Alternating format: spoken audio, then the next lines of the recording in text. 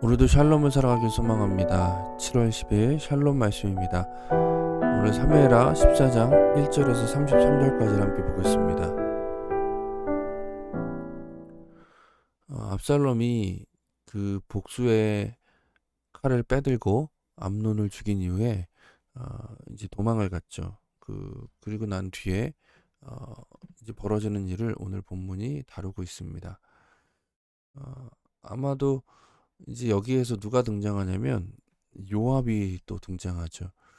우리가 어제 본문과 또 오늘 본문 이런 13, 14장에서 중요하게 놓치지 말아야 될 부분이 뭐냐면 14장에는 요나답이 등장합니다. 암논의 조언자로 또 압살롬의 조언자로 요나답이 등장하고요. 14장에는 요압이 등장하죠. 이 사람들이 등장하는 것으로 우리가 무엇을 봐야 되냐면 다윗이 지금 하나님의 인도하심 가운데서 움직이는 듯한 모습이 보이지 않고 주변 사람들에 의해 휘둘리는 듯한 모습이 보인다는 것을 우리가 놓쳐서는 안 됩니다. 다윗의 내러티브, 다윗의 이야기에서 다윗이 긍정적일 때는 언제나 하나님께 묻고 하나님의 말씀을 따라 나아갔을 때였고요. 다윗이 무너질 때는 언제나 주변의 사람들의 말을 듣거나 자기 자신의 화로 인해서 그 자기 자신 안에 있는 어떤 욕망으로 인해서 움직일 때 항상 부정적인 모습을 보였었거든요. 이러한 큰 그림을 놓치지 않고 우리가 함께 말씀을 보겠습니다. 요압이 이제 압살롬을 데리고 오려고 합니다. 왕의 마음이 압살롬에게 향한다라는 것은 긍정적인 의미로 볼 수도 있고 부정적인 의미로도 볼 수 있습니다. 아들이기 때문에 그리워하는 모습도 있을 거고요. 그가 자기의 또 다른 아들 암논을 죽였다라는 것 때문에, 그러니까 그 처벌을 자기 맘대로 했다라는 것 때문에 분노했을 수도 있습니다. 어찌됐건 왕은 지금 압살롬을 불러들이고 있지 않은 모습이에요. 그때 요압이 나서서 중재하는 역할로 보이죠. 근데 이게 좋은 건지 나쁜 건지는 좀 두고 봐야 합니다. 요압은 드고아에서 사람을 보냅니다. 지혜로운 여인 하나를 데려오는데, 드고아는 예루살렘에서 16km 정도 떨어져 있는 곳인데요. 다윗의 고향 베들레헴과 가까운 곳입니다. 그에게 이르되 청하건대 너는 상주가 된 것처럼 상복을 입고 기름을 바르지 말고 죽은 사람 위에 오래 슬퍼하는 여인같이 하고 왕께 들어가서 그에게 이러이러하게 말하라고 요압이 그에게 할 말을 넣어주니라. 그러니까 요압이 이 여인을 통해서 다윗에게 무언가를 전하려고 합니다. 드고아 여인이 왕께 아뢰되 얼굴을 땅에 대고 엎드려 아뢰되 이르되 왕이여 도우소서 하니 왕이 그에게 이르되 무슨 일이냐 하니라. 대답하되 나는 진정으로 과부입니다. 남편은 죽고 이 여종에게 한 아들 둘이 있었더니 그들이 들에서 싸우나 그들을 말리는 사람이 아무도 없으므로 한 아이가 다른 아이를 쳐 죽인지라. 온 족속이 일어나서 당신의 여종 나를 핍박하여 말하기를 그 동생을 쳐 죽인 자를 내놓으라. 우리가 그의 동생 죽인 죄를 갚아 그를 죽여 상속자 될 것까지 끊겠노라 하오니 그러한즉 그들이 내게 남아있는 숯불을 꺼서 내 남편의 이름과 씨를 세상에 남겨두지 아니하겠나이다 하니. 그러니까 두 아들이 있었는데 두 아들이 서로 싸우다가 한 아들을 죽였습니다. 그러니까 마을 사람들이 어떻게 해요? 법대로 그 아들을 마저 죽이려고 하는 거죠. 그런데 문제는 남편도 없고 그 아들까지 죽으면 이제 대가 끊어지는 거죠. 그래서 아들이 그리고 또 자기 아들이기도 하고요. 그래서 도저히 어떻게 할 수가 없어서 왕을 찾아왔습니다. 라고 얘기합니다. 왕이 여인에게 이르되 내 집으로 가라. 내가 너를 위하여 명령을 내리는지라 하느니라. 다윗이 계속해서 부정적인 모습을 보이는 게 뭐냐면 미루려고 하는 거예요. 당장 결정을 내리지 못하고 그 책임을 지려고 하는 모습이 아니라 자꾸 미룸을 통해서 책임에서 회피하려는 듯한 모습을 보입니다. 드고아 여인이 왕께 아뢰되 내 주 왕이여 그 죄는 나와 내 아버지의 집으로 돌릴 것이니 왕과 왕위는 허물이 없으리이다 라고까지 얘기합니다. 그러니까 왕이 어떤 결론을 내리든 그것이 그에 대한 책임은 나와 내 아버지의 집이 지겠습니다. 왕은 허물이 없을 테니 제발 말씀해 주십시오. 그리고 더 나아가서는 제 아들을 살려주십시오 라고 얘기하는 거죠. 왕이 이르되 누구든지 내게 말하는 자를 내게 데려오라. 그가 다시는 너를 건드리지도 못하리라 하니라. 그러니까 갑자기 다윗이 급발진해가지고 확실하게 얘기합니다. 책임져 주겠다는 얘기하니까 이제 해야 될 일을 하는 거죠. 여인이 이르되 청하건대 왕은 왕의 하나님 여호와를 기억하사 원수 갚는 자가 더 죽이지 못하게 하옵소서. 내 아들을 죽일까 두렵나이다 하니 왕이 이르되 여호와께서 살아계심을 두고 맹세하노니 내 아들의 머리카락 하나도 땅에 떨어지지 아니하리라 하니라. 어, 그러고 끝났으면 좋았을 텐데 여인이 갑자기 또 급발진합니다. 여인이 이르되 청하건대 당신의 요정을 용납하여 한 말씀을 내 주 왕에게 여쭙게 하소서 하니 그가 말하되 하니라. 여인이 이르되 그러면 어찌하여 왕께서는 하나님의 백성에게 이 같은 생각을 하셨나이까? 이 말씀하심으로 왕께서 죄 있는 사람 같이 되심은 그 내쫓긴 자를 왕의 집으로 돌아오게 하지 아니하심이니이다. 그 내쫓긴 자가 누굴까요? 압살롬 얘기하는 거죠. 대놓고 압살롬에게서는 왜 이렇게 어, 바른 판결을 내리지 못하고 미루고 계십니까? 라고 되묻는 거예요. 우리는 필경 죽으리니 땅에 쏟아진 물을 다시 담지 못할 것 같을 것이오나 하나님은 생명을 빼앗지 아니하시고 방책을 베푸사 내쫓긴 자가 하나님께 버린 자가 되지 아니하게 하시니이다. 이제 내가 와서 내 주 왕께 이 말씀을 여쭙는 것은 백성들이 나를 두렵게 하므로 당신의 요정이 스스로 말하기를 내가 왕께 여쭈면 혹시 종이 청하는 것을 왕께서 시행하실 것이라. 계속 자기 얘기인 것처럼 얘기하면서 다윗의 실수와 다윗의 무책임한 모습을 긁고 있는 거죠. 왕께서 들으시고 나와 내 아들과 함께 하나님의 기업에서 끊을 자의 손으로부터 주의 종을 구원하시리이다 함이리다. 당신의 요정이 또 스스로 말하기를 내 주 왕의 말씀이 나의 위로가 되기를 원한다 하였사오니 이는 내 주 왕께서 하나님의 사자같이 선과 악을 분간하심이니이다. 원하건대 왕의 하나님 여호와께서 왕과 같이 계시옵소서. 이제 또 왕을 분노하게 하면 안 되니까 또 왕에게 선과 악에 대한 분별에 대한 책임이 있습니다. 라고 얘기하면서 계속해서 이 둘 사이의 경계를 오가고 있습니다. 왕이 그 여인에게 대답하여 이르되 바라노니 내가 내게 묻는 것을 내게 숨기지 말라. 여인이 이르되 주왕은 말씀하시옵소서. 왕이 이르되 이 모든 일에 요압이 너와 함께하느냐. 다윗이 이제 눈치를 챕니다. 이 압살롬에 대해서 얘기하는 것이 이 여인이 혼자서 갑자기 나와서 할 일은 없으니까 그 뒤에 누가 있구나. 그 뒤에 요압이 있느냐. 여인이 대답하여 이르되 내 주 왕의 살아계심을 두고 맹세하옵나니 내 주 왕의 말씀을 좌로나 우로나 옮길 자가 없으리이다. 왕의 종 요압이 내게 명령하였고 그가 이 모든 말을 왕의 여종의 입에 넣어 주었사오니 이는 왕의 종 요압이 이 일의 형편을 바꾸려 하여 이렇게 함이니이다. 내 주 왕의 지혜는 하나님의 사자의 지혜 같아서 땅에 있는 일을 다 아시나이다 하니라. 요압이 이 형편을 바꾸려 하였다. 압살롬을 데려오려고 하였다라는 것을 얘기하는 겁니다. 왕이 요압에게 이르되 내가 이 일을 허락하였으니 가서 청년 압살롬을 데려오라 하니라. 여기서도 다윗은 무엇을 말하죠?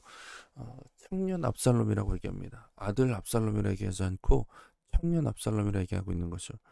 어쩔 수 없이 요압의 어떤 그런 한편으론 지혜이고 한편으론 계략이고 아직은 뭐 요압의 의도가 잘 드러나진 않습니다. 다윗을 위해서 하는 결정처럼 보이기도 하고요. 요압이 자기의 욕심 때문에 하는 것처럼 보이기도 하죠. 그러나 다윗은 그것에 동조하지만 아직은 인정하지 않고 있는 모습 보입니다. 청년이라고 얘기하는 것이 중요하죠. 요압이 땅에 엎드려 절하고 왕을 위하여 복을 빌고 요압이 이르되 내 주 왕이여 종의 구함을 왕이 허락하시니 종이 왕 앞에서 은혜 입은 줄을 오늘 아나이다 하고 요압이 일어나 그술로 가서 압살롬을 데리고 예루살렘으로 오니 왕이 이르되 그를 그의 집으로 물러가게 하여 내 얼굴을 볼 수 없게 하라. 하매 압살롬이 자기 집으로 돌아가고 왕의 얼굴을 보지 못하니라. 그러니까 다윗이 용서한 것도 아니고 용서 안 한 것도 아니고 이제 예루살렘으로 오라가고 처벌은 하지 않지만 얼굴은 보지 않습니다. 아직 볼 준비가 안 됐을 수도 있겠죠. 그러나 이것이 좋은 결정은 아니었죠. 왕으로서도 그렇고 아버지로서도 그렇고요. 온 이스라엘 가운데서 압살롬같이 아름다움으로 크게 칭찬받는 자가 없었으니 그는 발바닥부터 정수리까지 흠이 없음이로다. 갑자기 압살롬 외모가 나오죠. 이제부터 25절부터는 이제 압살롬을 필두로 한 내러티브가 시작되는데 이 그의 외모에 대한 언급이 나중에 가서 되게 중요한 역할을 하게 됩니다. 그의 머리털이 무거움으로 연말마다 깎았으며 그의 머리털을 깎을 때에 그것을 달아본즉 그의 머리털의 왕의 저울로 200세겔이었더라. 갑자기 머리털 얘기가 나오는 것도 재밌죠. 머리털이 숱이 많았고 길었습니다. 이 얘기를 왜 할까요? 나중에 이 얘기는 중요하게 언급되니까 그냥 들어두고 넘어가도 괜찮습니다. 압살롬이 아들 셋과 딸 하나를 낳았는데 딸의 이름은 다말이라. 원래 다말의 이름이 누구죠? 그의 누이의 이름입니다. 암논에게서 성폭행을 당하고 비참하게 슬퍼하였던 그 누이의 이름을 자기의 딸의 이름으로 지었어요. 이 얼마나 그 얼굴이 다말이 아름답게 아름다워서 그 지은 것도 있겠지만 얼마나 압살롬이 다말을 생각했고 다말의 슬픔을 자기가 공감하고자 했는지가 느껴지죠. 근데 이제 이러고 나서 뭐가 나오냐? 압살롬이 이태 동안, 이태는 이제 2년 꽉 채웠다는 거예요. 2년 꽉 채울 동안 예루살렘에 있었는데 왕의 얼굴을 보지 못했습니다.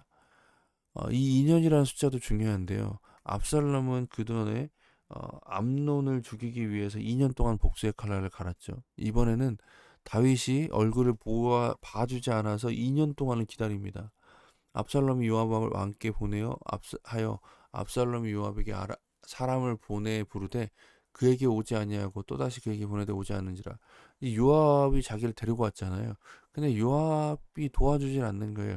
그러니까 어떻게 해요? 압살롬이 자기 종들에게 이르되 보라 요압의 밭이 내 밭 근처에 있고 거기 보리가 있으니 가서 불을 지르라. 압살롬도 대단한 사람입니다. 불을 질러버리죠.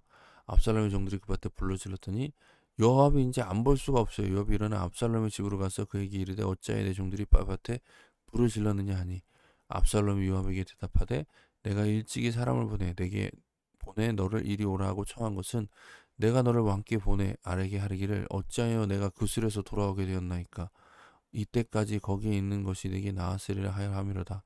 이제는 내가 나로 하여금 왕의 얼굴을 볼 수 있게 하라. 내가 만일 죄가 있으면 왕이 나를 죽이시는 것이 옳으니라 하는지라. 이제 왕 앞에 서게 하라라는 것으로 이제 오늘 본문에 이제 결론 맺게 되어지고요. 내일부터는 이 일이 또 어떻게 되는지를 우리가 살펴보게 되겠습니다. 말씀을 좀 적용해 보겠습니다. 먼저는 직면할 수 있는 용기를 구하기 원합니다.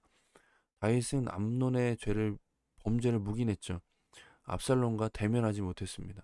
그로 인해 압살롬은 2년 동안 복수의 칼날을 갈았고 예루살렘에 돌아온 후에도 2년 동안 다윗을 만나지 못했습니다. 압살롬의 문제는 어찌 보면 다윗이 키운 것이라고도 할 수 있는 것입니다. 다윗에게는 죄와 직면할 용기가 필요했습니다. 그러나 다윗은 하나님께 나아가지 않았습니다. 13장과 14장의 내러티브에서 중요한 부분이 무엇이라 그랬죠? 다윗이 하나님께 나아가지 않았다는 거예요. 그래서 요나답이나 요압 이런 사람들에게 끌려다니는 모습을 보이죠.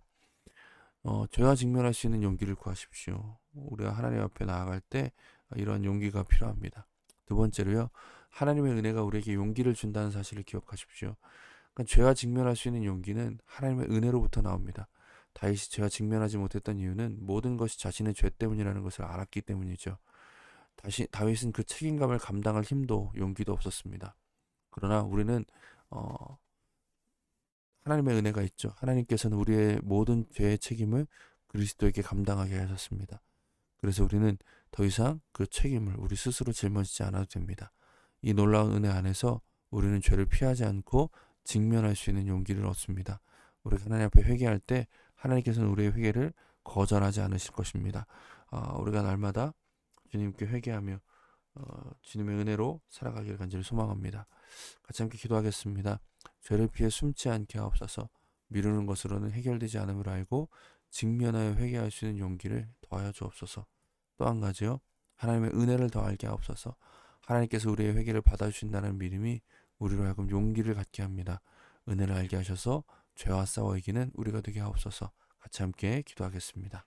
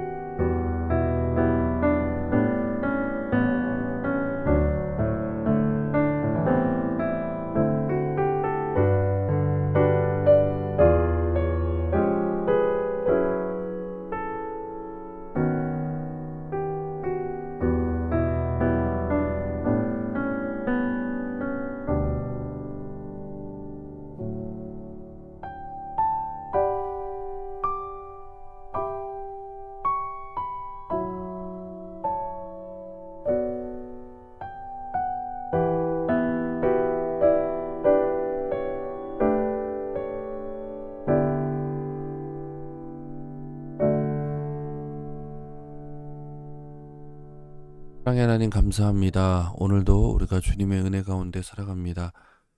하나님의 자녀 되었다는 그 놀라운 은혜를 우리가 붙잡고 살아가기 원합니다. 우리가 때때로 연약하여 죄 가운데 넘어졌을 때에는 숨으려 하지 않게 하시고 그 죄에 직면하며 회개할 수 있는 용기를 우리에게 부어주시옵소서. 우리 스스로 그 모든 책임을 짊어진다면 우리는 용기를 낼 수가 없고 감당할 힘도 없습니다. 그러나 그리스도 안에서 이미 우리의 모든 죄가 용서받았고 우리가 짊어져야 될 모든 책임이 다 그리스도 안에서 사라졌다라는 것을 기억하면서 그 은혜로 회개할 수 있는 용기를 가지고 주님 앞에 날마다 회개하며 나아가는 우리 모두가 되길 간절히 소망합니다. 회개의 목적은 그냥 뉘우침이 아니라 돌이킴이라는 사실을 깨닫게 하셔서 날마다 하나님께 회개하며 날마다 하나님께로 우리를 돌이켜 하나님과 가까이 하나님과 함께 주어진 삶을 잘 살아갈 수 있길 소망합니다. 오늘도 은혜를 충만하게 부어주셔서 주님의 나라를 살아가게 하옵소서. 예수님의 이름으로 기도드립니다. 아멘. 오늘도 말씀으로 샬롬을 살아가시는 저 여러분 되기를 간절히 소망합니다. 감사합니다.